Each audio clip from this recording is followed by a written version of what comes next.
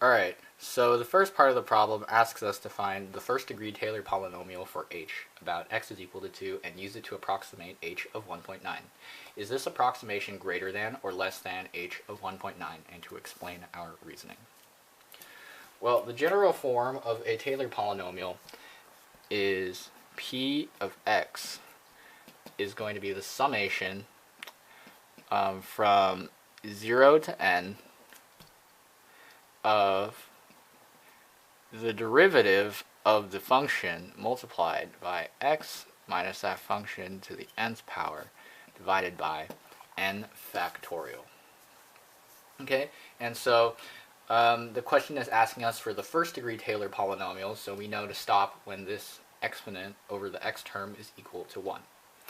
So if we look at the function, the 0th derivative, which is the value of the function, is going to be equal to 80 times x minus 2, because the function is centered at x is equal to 2, to the 0th power over the 0th factorial, and we know that to be 1, both of these to be 1, and so we can just ignore them, which makes sense because the value of the function at h of 2, x is equal to 2, is going to be equal to 80. And so then we go to the next one, 128 x minus 2 to the 1 over 1 factorial. And so we see the 1 in the exponent by the x term, so we know to stop at this term. So we get 80 plus 128 times x minus 2. And that is going to be our general, it's going to be our first degree polynomial. Now it asks us to find h of 1.9 using this function. So we take our calculator and we plug in 80 plus 128 times, substitute in 1.9 for x, and we get 67.2. Alright, now it's asking us, is this approximation greater than or less than the actual value of h at 1.9?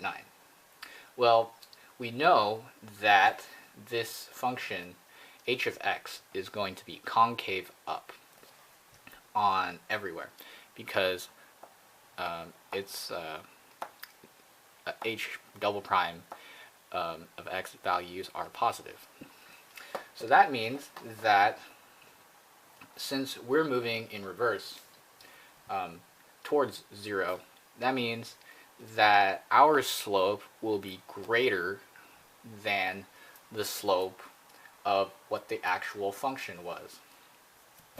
So that means that the function will have, our approximation will have changed by a greater amount from the actual value of h of x at 2 than the function actually did. And for us, that means that it's going to be less. So, and then you can justify in your sentence by just writing f double prime, or h double prime of x is greater than 0, so h of x is concave up,